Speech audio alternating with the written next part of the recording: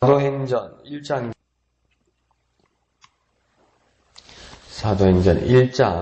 1절에서 11절까지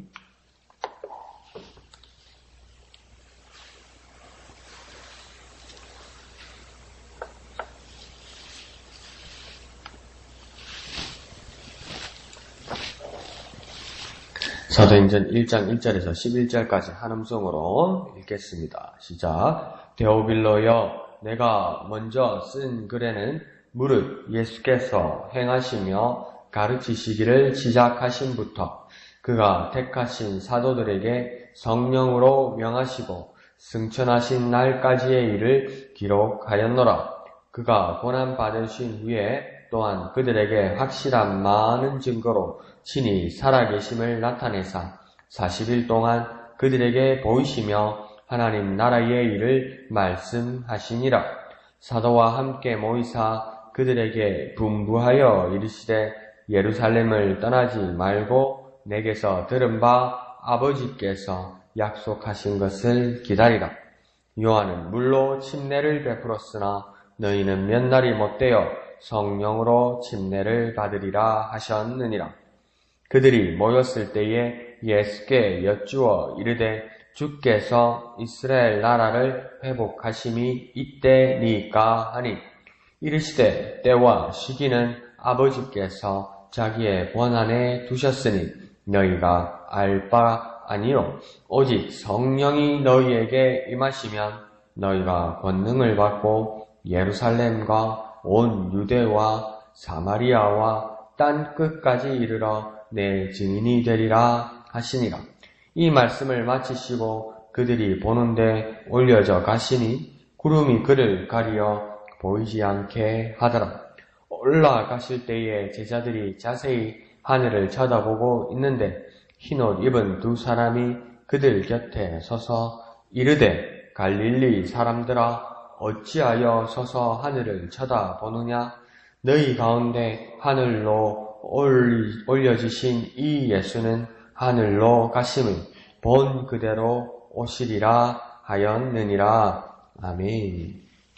예, 오늘부터 이제 우리가 사도행전을 보게 됩니다. 그래서 이 사도행전에서 이 사도행전의 편지에 이 수신자가 누구인지를 1절은 밝혀 보여주고 있습니다. 1절에서 뭐라고 시작하냐면 데오빌로여 이렇게 말합니다. 그래서 이 편지의 수신자는 데오빌로, 처음에는 개인에게 해당되는 책이었습니다. 서신이었습니다. 근데 이 데오빌로란 말은 누가복음에서 한 번 더 나옵니다. 그래서 이 데오빌로여, 내가 먼저 쓴 글에는 이럴 때 이 데오빌로라는 사람이 사도행전에서도 수신자로 나오고 누가복음에도 수신자로 나옵니다. 그러면서 뭐냐면 내가 먼저 쓴 글에는 이래서 이 먼저 쓴 글은 사도행전 외에 무엇이냐면 누가복음을 말하는 겁니다. 그래서 먼저 쓴 글은 누가복음입니다.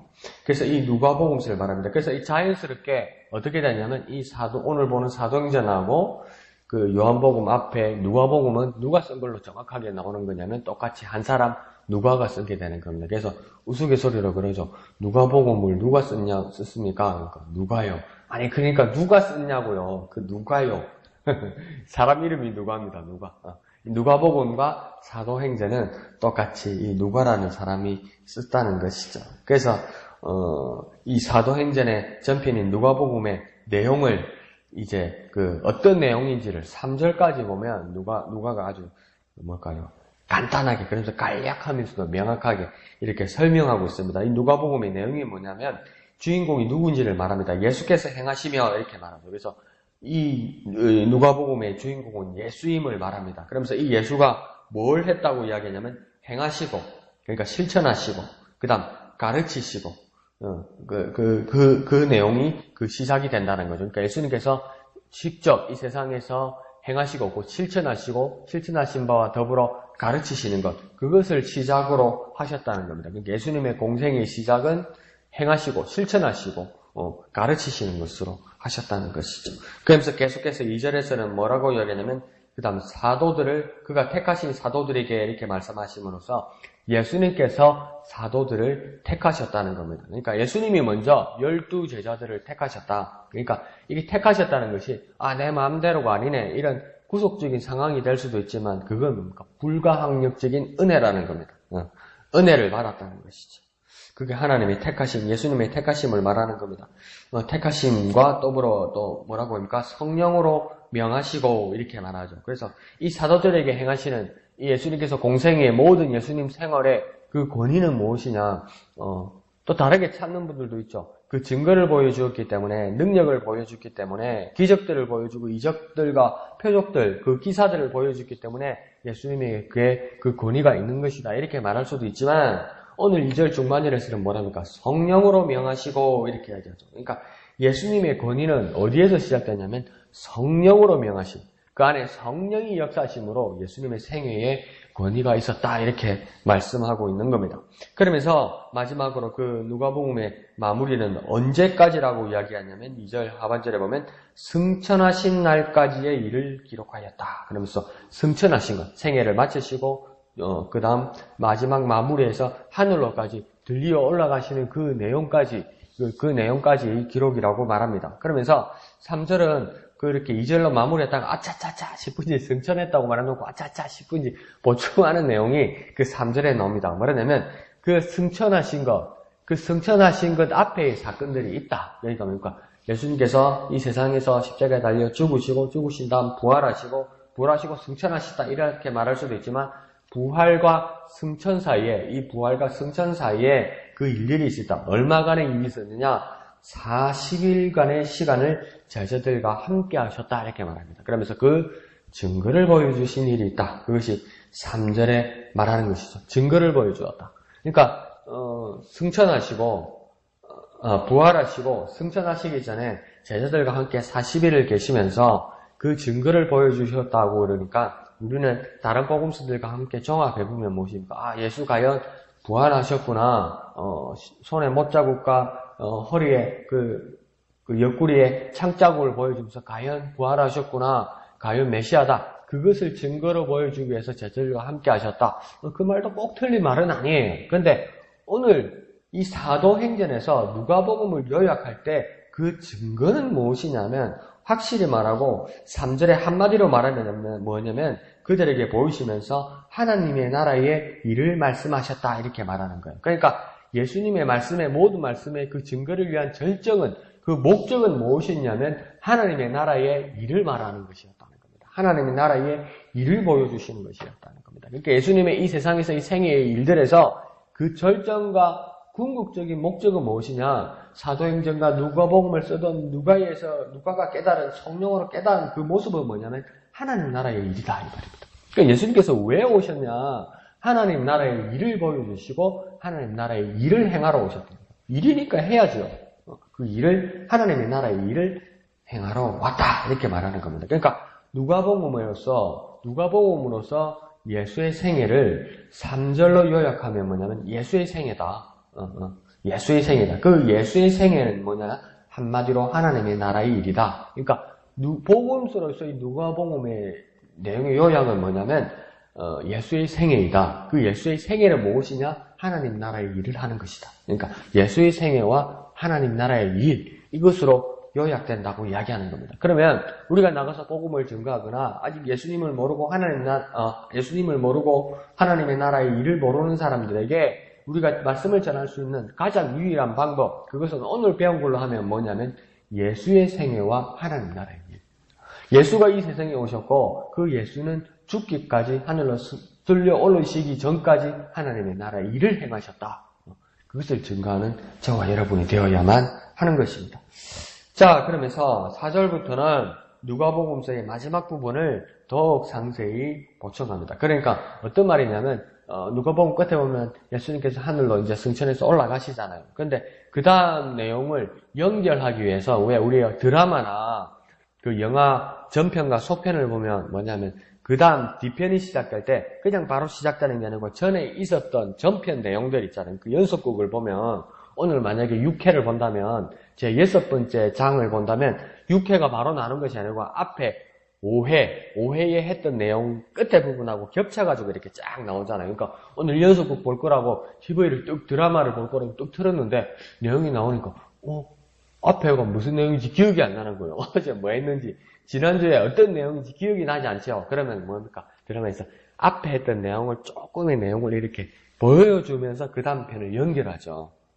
그와 똑같은 모습들이 오늘 4절에서 나오는 겁니다. 그러니까 영어로 말하면 전편의 마지막과 속편의 시작을 겹쳐서 그 내용을 연결하는 거죠. 그러니까 누가복음 예수님 승천해서 다 올라갔고 끝났잖아요. 그러면 올라갔으면 올라간 다음에 다음 내용이 사도행전에서 본격적으로 시작돼야 되는데 그러면 이게 끊어져서 그 내용을 제대로 이해하지 못할까봐 승천하시는 모습, 승천하시면서 예수님께서 어떤 말을 하셨는지를 겹쳐서 이야기하는 겁니다. 그러면서 누가복음을 시작하려고요. 그러면서 4절에 예수님의 군보는 뭐냐면 요약해서 4절의 내용을 말하면 모이고 떠나지 말고 기다리라 이렇게 말씀하시는 겁니다. 그러니까 하늘에 올려가시면서 이 땅에 남아있는 사람들에게 세 가지를 말하는데 모이고 떠나지 말고 무엇을 기다리라 이렇게 말하는 거죠. 그러면 모이고 떠나지 말고 기다리는 이유는 무엇이냐? 그 목적은 5절에 말씀하고 있습니다. 5절에 뭐라냐면 물러주던 요한의 침례와 비교되게 일어나는 역사가 있을 것이다.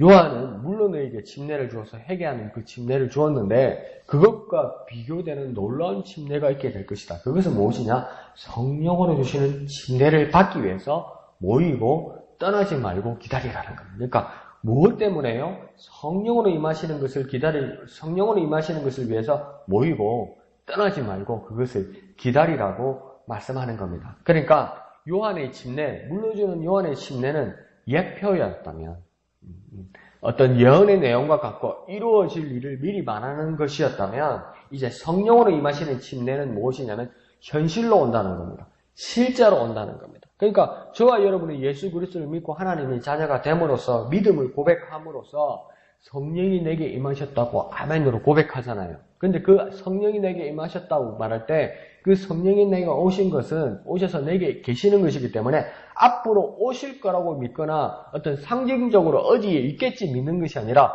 현실로 내게 온 것을 믿는 거잖아요. 그러니까 성령은 그와 같다는 겁니다. 이제 성령은 앞으로 내게 오겠지 그렇게 기다리거나 안 그러면 어떻게 상징적으로 왔다가 가셨겠지 지나간 역사가 아니라 내게 오셔서 이제 현실로 계신다는 거죠. 나와 함께 계신다는 거죠. 그 성령이 오실 것이니 너희는 모이고 떠나지 말고 기다리라는 겁니다. 현실을 위해서 기다리라는 겁니다. 실제를 위해서 기다리라고 말씀하신 것이죠. 우리 기도도 이와 같습니다. 내 마음의 위안만을 받는 것이 아니라 현실로 실제로 내게 오는 것을 사모하고 그 응답을 받기 위해서 우리가 기도하는 것이죠. 그것을 제자들에게 지금 말씀하고 계십니다. 그러니까 우리도 또한 기도할 때 우리의 모습들이 모이고 떠나지 말고 기다리는 모습들이 우리에게 필요하다는 겁니다. 모인다는 말은 어떤 뜻이겠습니까? 함께 한다는 것이죠. 떠나지 말라는 예수님의 군보는 무엇이겠습니까? 흔들리지 말라는 겁니다. 흔들리지 말라는 겁니다. 그리고 뭡니까? 기다리라는 말은 어떤 말씀이겠습니까? 소망을 가지라는 겁니다. 소망을 가지면 포기하지 않을 수 있다는 거죠. 그래서 함께하고 흔들리지 말고 소망을 가지고 기도할 때 우리 현실의 삶의 자리에서 실제적으로 체험하는 열매의 모습을 가지는 저와 여러분 되시기를 부탁드립니다. 자, 그러면서 6절을 보면 이 상황이 제자들은 당황스럽기까지 했을 것입니다. 이게 눈으로는 보이는데 예수님께서 올라가시는데 눈으로는 보이는데 이게 마음으로는 떠나보내고 싶지 않고 머리로는 이해가 안 가는 거예요. 이게 얼마나 당황스러우면 그러겠습니까? 눈으로는 예수님이 이제 하늘로 올라가시는 모습이 보이는데 이게 이해도 안 가고 받아들이기 어려운 거예요. 그러니까 무슨 말이라도 해야 되겠고 옛날에 배운 거는 있고 이게 예수님의 말씀인지 안 그러면 내가 옛날에 어디서 딴 데서 들은 건지 내가 어떤 예언자들에게 배웠던 건지 이거 지금 정리도 안 되는 거예요. 너무 당황스러워서 우리도 그럴 때 있잖아요. 누구에게 어떤 말은 해야 되고 당황스러우면 뭐랍니까? 성경에 예수님께서 말씀하시기를 지성이면 감천이란 말씀이 있습니다. 믿으시고 지성이면 감천이란 말이 성경에 없잖아요. 그런데 어디서 주워 들은 거라도 정리 안 되니까 무슨 말이라도 해야 될 것 같아서 하잖아요. 그런데 오늘 제자들도 지금 이게 당황스러운데 예수님께 이렇게 말합니다. 이스라엘 나라의 회복하심이 이때니까. 지금 이 상황에서 사실은 그 말을 하면 안 되는 건데 뭘까요? 이거 민족적으로 기다렸던 거죠. 국가적인 어떤 위기의 상황에 대해서 이스라엘 사람들이 기다렸던 거죠. 예수님께서 궁극적으로 하신 말씀은 아니죠. 그런데 이 말을 합니다. 이스라엘 나라의 회복이 이때니까. 그 마지막 때가 바로 지금은 아닌지 그렇게 질문합니다. 상식적으로 안 맞잖아요. 예수님이 메시아로 오신 것을 믿지 않는 유대인들도 다윗의 장막일 때, 안 그러면 또 하나님께서 이 세상을 회복하실 때는 뭡니까? 하늘로서 이 땅에 내려오시는 거죠. 그러니까 초림의 메시아를 믿는, 여전히 처음 오실 메시아를 믿는 유대인들도 뭡니까? 그 메시아가 하늘로 저 위에서부터 땅으로 내려오실 일이 해결이 되는 겁니다. 그리고 예수 그리스도께서 우리에게 구원자 되셨고 다시 이 하나님의 영원한 나라를 회복하시려고 오시는 그때도 무엇입니까? 하나님 보좌 우편에 계시다가 심판하러 이 땅에 오시는 겁니다. 그러니까 위에서 밑으로 오실 때, 그 누구도 위에서 밑으로 오실 때 그때와 시기가 되는 것이죠. 근데 제자들은 헷갈려가지고 뭐냐면 예수님이 지금 밑에서 위로 올라가시잖아요. 근데 그때라고 묻는 거예요. 이 말은 뭡니까? 정신이 없다는 겁니다. 제정신이 아니라는 겁니다. 그러니까 뭐 아무 말이나 한다는 거지. 정말 이해가 가기도 합니다. 오죽하면 그러겠습니까? 그런데 7절에 예수님께서 뭐라고 단언해서 말씀합니까? 딱 잘라서 말합니까? 너희 알 바가 아니다. 거기에 대해서는 너희 알 바가 아니다. 어떡하죠? 우리는 다시 오실 예수님을 바라고 기도하고 마라나타 그러고 있습니다. 그런데 우리 마음의 한 저위에서 어떤 다른 의도와 다른 목적으로서 예수님 오실 때를 목적으로 활용하려고 든다면, 다른 목적으로 쓰려고 든다면 예수님의 확실한 말씀이 들릴 겁니다. 너희 알 바가 아니다. 그때와 그 시기를 확정하거나 그때와 그 시기를 빌미로 다른 목적을 이루려고 하거나 그 주 예수님이 다시 올 때와 그 주님이 회복하실 그 나라에 대해서 어떤 다른 목적을 가지고 어떤 악용을 하고 어떤 다른 이해를 가지고 있을 때 예수님은 명확하게 말씀하신다는 겁니다. 너희 알 바가 아니다. 너희 알 바가 아니다. 그럼 기다리지 말라는 말입니까? 아니, 그 말이 아니죠. 너희 알 바가 아니라고. 그때와 시기에 대해서 확정하면서 다른 목적으로 쓴다면 그 너희가 알 바가 아니라고 말합니다. 그러면서 뭐라고 말씀하시냐면 그것은 아버지의 권한 안에 있다. 그렇게 말씀하시는 걸 보니까 예수님의 권한도 아니었다는 겁니다. 그러면 다시 말하면 뭡니까?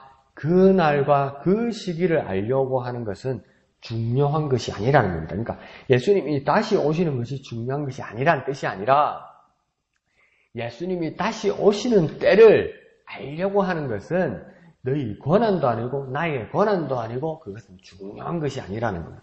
다시 오실 예수님은 기다리되 그 때와 시기는 중요한 것이 아니라는 겁니다. 그러면 무엇이 중요할까요?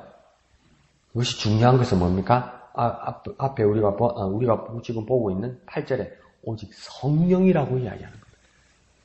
너희가 기다려야 하는, 너희가 기도하는 그 오직 성령이라고 이야기하는 겁니다. 성령 그가 우리에게 임하셔서 권능을 받고 증인이 되는 것, 그것이 중요하다는 겁니다. 주님 다시 오심을 기다리고 하나님 나라의 회복함을 기다리는 너희라면 오직 성령이 임하시는 것을 너희가 기다리고 그 성령으로 말미암아 권능을 받고 그 증인이 되는 것이다. 그러니까 정말 주님 오심을 기다리는 사람은 무엇입니까? 복음을 전하고 그 예수의 증인이 되는 것이 가장 중요한 겁니다. 하나님 나라 일을 증거하고 하나님 나라 일을 증언하는 것, 예수의 생애를 전하는 것, 그게 가장 중요하고 그런 자가 예수님의 다시 오심을 기다리는 자라는 겁니다. 그러니까 예수님 다시 오심을 언제 오시나 이거는 잘못된 거라는 거죠. 그러니 9절에서 예수님도 어떻게 됩니까? 그렇게 말씀하시면서 예수님은 하늘로 올려가시고 결국은 구름으로 가리어 보이지 않게 된다 이렇게 하죠. 그러니까 보이지 않게 되자 10절에서 제자들은 사라지신 예수님을 찾고 싶은지 여전히 하늘을 쳐다보고 있습니까? 여전히 예수님께서 그렇게 말씀하셨잖아요. 이해가 안 가잖아요. 그러니까 또 엉뚱한 소리 했잖아요. 그래서 뭡니까? 우리 동네 말로 쿠사리 한 방 먹었잖아요. 핀잔 한 방 먹었잖아요. 그러니까 해가지고 하늘을 계속 쳐다보는데 예수님은 계속 위로 올라가면서 나중에 구름에 가리워서 예수님이 안 보이는 거예요. 그런데도 제자들은 뭐 하고 있습니까? 쇼크 먹었겠죠. 멍하게 하늘만 보고 있는 거죠. 관찰이만 보고 있는 거죠. 이해갑니다. 그럴 수밖에 없었겠죠. 그러자 10절 하반절에 흰 옷 입은 두 사람이 나타납니다. 아마 천사로 추정하기도 합니다. 그 두 사람, 흰 옷 입은 두 사람이 11절에 말을 합니다. 하늘만 쳐다보는 사람들에게 말합니다. 뭐랍니까? 어찌하여 서서 하늘을 쳐다보느냐. 어찌하여 서서 하늘을 쳐다보느냐. 이 말은 뭡니까? 더 이상 서 있지도 말고 더 이상 하늘 쳐다보고 있지 말라 이 말입니다. 여기 있어서 될 일도 아니고 여기 가만히 있어서 될 일이 아니라는 겁니다. 그러면 무엇을 해야 된다는 겁니까? 이 약속 같은 메시지는 예수는 다시 오실 것이다. 그런다고 예수님이 다시 오실 때까지 가만히 있어서 하늘만 쳐다보는 것은 옳다, 그르다, 잘못됐다는 겁니다. 예수님 다시 오신다는 것을 믿는 사람은 가만히 있어서, 다시 말하면 아무것도 하지 않고 다시 오실 예수님만 바라보고 가만히 있는 거 있잖아요. 그거 잘못됐다고 지금 이야기하는 거예요. 그렇게 사는 거 잘못됐다고 이야기하는 거예요. 그러면 어떻게 해야만 하는 것일까요? 그 다시 오실 예수님을 마냥 하늘만 보고 넋을 놓고 있을 것이 아니라 다시 오실 예수님을 참으로 기다리는 자, 참으로 기다리는 자는 8절의 말씀처럼 오직 성령이 임하심으로 권능을 받고 증인되는 삶을 살아야 된다.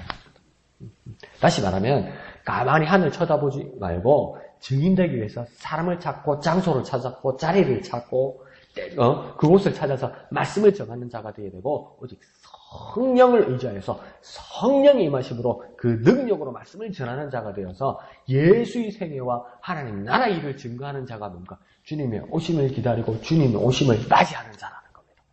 서서 있으면 안 된다는 거예요. 쳐다보고 가만히 있으면 안 된다는 거예요. 움직이라는 겁니다. 실천하라는 겁니다. 행동하라는 겁니다. 하나님의 나라의 일을 증거하라는 것입니다. 무엇으로 그리 하라는 것입니까? 성령의 임하심으로 권능으로 증인됨을 살아라는 것입니다. 그러한 삶을 살아서 주님 다시 오심을 맞이하는 저와 여러분 되시기를 거룩하신 예수님의 이름으로 축원드립니다. 기도하겠습니다. 거룩하신 아버지 하나님, 은혜를 감사합니다.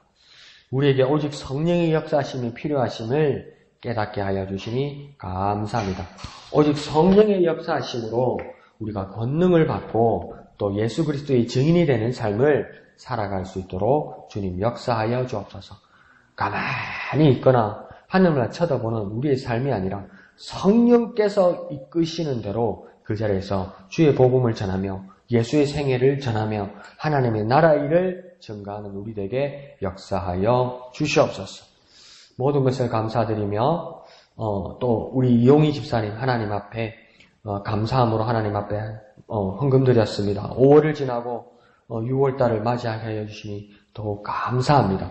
하나님 앞에 드리시는 이 모든 삶 가운데 주님 축복하여 주시고 건강을 지켜주시고 마음의 평안을 주시고 하나님 주시는 축복을 마음껏 누릴 수 있도록 역사하여 주시옵소서.